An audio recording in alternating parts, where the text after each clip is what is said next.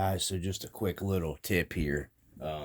We're installing the Traxxas door handles for like the Blazers and stuff. You guys can watch the other videos to get the part numbers. I'm not doing that again.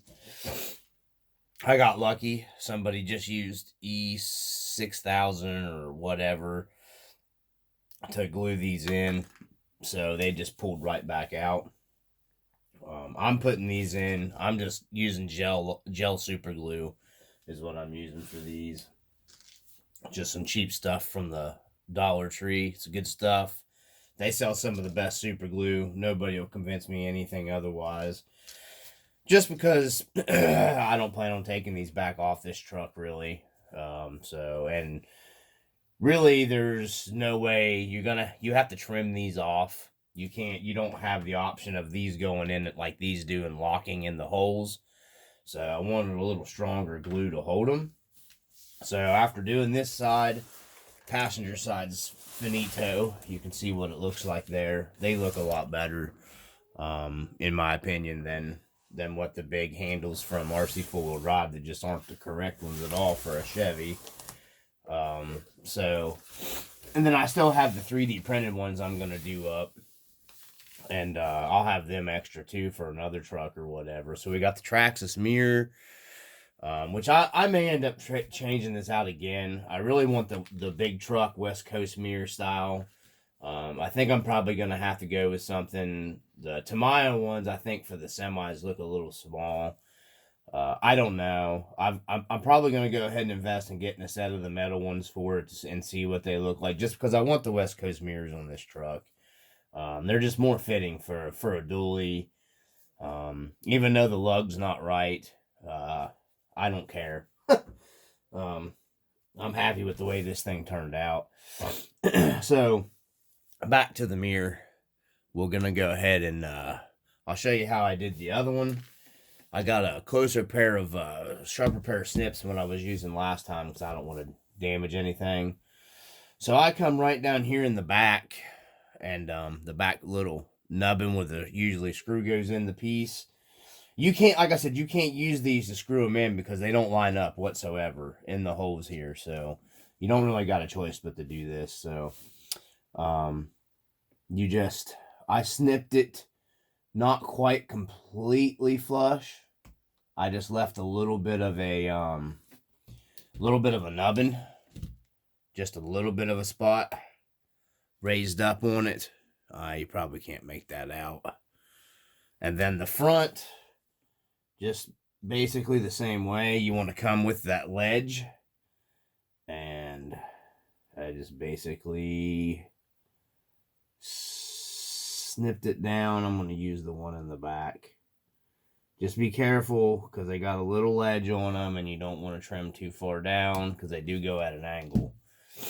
Because you don't want to cut into your actual door handle itself. So, and then you'll see here where you put it up,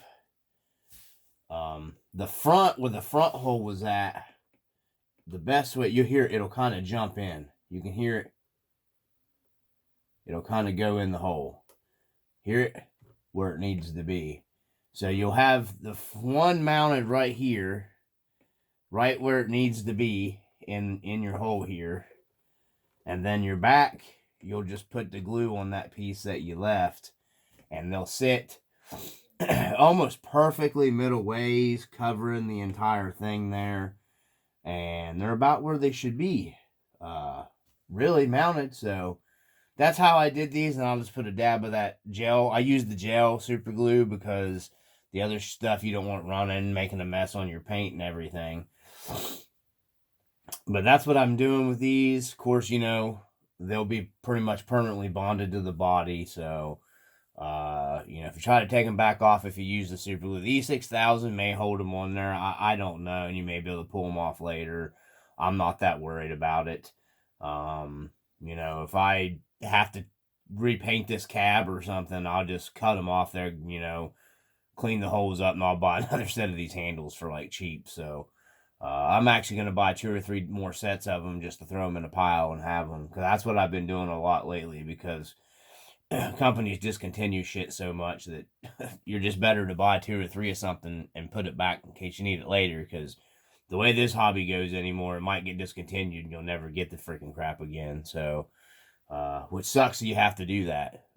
But that's the hobby. So, that's why I buy so much stuff anymore. I'm getting ready to order some more bug shields off of that Stuart Purdue guy, because they're super nice bug shields. They're just nice. I don't mind making some, but it is nice just to buy them, be able to peel and put them on. I'm just gonna buy them and put them back for other builds later. But this is what you do with the door handles, guys. You can see they came out pretty good. I'm not gonna glue this one on camera. It's just gluing. There's not a whole lot to it. This one is done diddly-o-so. You can see, I don't know if the camera will pick it up close. These look so much better. Got the little push button down here. I need to get me some chrome paint and dab my lock here. I'm not doing much more detailing on this truck probably. I've already went around, did the silver trimmer around here, and then I may go through here and do like the black weather stripping, and that'll probably be about it for this truck, I think. I don't think I'm doing anything else to it. I'm calling it pretty much done. I've got to get some heavier foams for it. We'll just do a quick overlook at the rescue truck here real quick. I added some more scale stuff in the inside. The light bars are hooked up. I don't have the battery plugged into it right now at this time, so this truck is super impressive. I'm going to get some heavier foams for the front and some heavier foams for the outside dually wheel. I'm going to leave the softer foam on the inside dually wheel. That way I get the grip of the softer foam on the inside dually, and I get the stability on the outside for side hilling on the outside dual wheel. And I'm actually going to trail this thing. I'm super impressed with it. The suspension works super great. I thought these were bruiser shackles that were on this thing when I got it, and I'm sure if Megan watches, they'll be able to tell me. Now I don't think they are bruiser shackles. I think they're something else. But the suspension on this thing is just truly, man, it just works so nice. It's almost like a built-in suspension limiter with my bed, because my tire just barely touches it before the shock hits. So I really like that part of it. This suspension just is so, it just works on this truck. The front shocks are a little sticky. There we go. Now she's working better. I need to either take the seals, the O-rings out of them, or they just need run and broke in because the shocks will wear in. But man, this thing, its suspension really does work really well on it. It's heavy as crap. I'm working on getting some more stuff for the bed. I am going to add some like Rotopax gas tank mounts and stuff. Gonna be doing some chain hang stuff in the back, so I can have some tow chains and some tow straps hanging off of it in the back and stuff. But yeah, I'm pretty happy with this truck, actually. Really happy with it.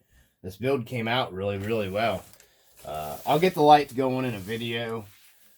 Show everybody the strobe light and all that stuff, and the lights. All the lights were hooked up and are working and functioning and stuff. So, like I said, I'm super impressed with it.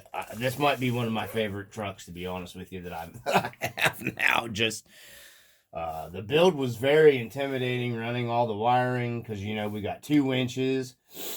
I got the headlights and stuff. I've got the fog lights up here.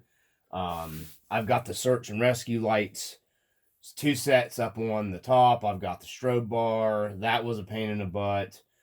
Was a lot of wiring to do with that. It was just, this build was a lot of it making stuff. Building the wiring harness, I learned a lot. So it's got functioning dash lights in it. I mean, all of the lighting and all that stuff was just, man, it was a lot. I'm not a huge fan of doing the wiring and stuff like that, and it was a lot. So I'll get a better video. Maybe an entrance coming through the garage door, maybe for this video, with all the lights going, with my overhead shop light turned off. That way you can see the strobe and all that stuff. So yeah, anyhow, guys, this is probably turning into be one of my favorite trucks, the build wise and stuff that I've done on the channel. Just because I just love the way this thing's turned out, you know. I mean, I made my own, you know, emergency decals for the side here. I had to customize the mountain rescue stuff decals for it. I mean, I love how it turned out. I really do. I just really do like how this truck turned out. It now has the Traxxas mirrors, the Traxxas windshield wipers, and the Traxxas door handles on it. So I will give Traxxas their props on that one, man. They did turn out really well.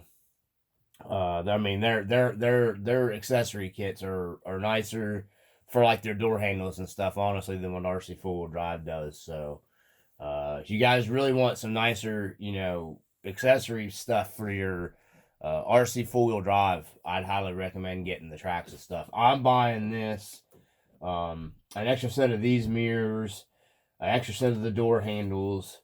The wipers I'm not really so much for because they're a real pain in the butt. You have to kind of mess with those a lot to get your hood to go closed with those, and I'm not gonna do those again. This one just didn't have wipers on it, so the wipers didn't fit too well at all. I had to do a lot of work. I didn't do a video on that. But anyways, we're talking too much. Let me get this other door handle on here, and that's where we're at so far, guys.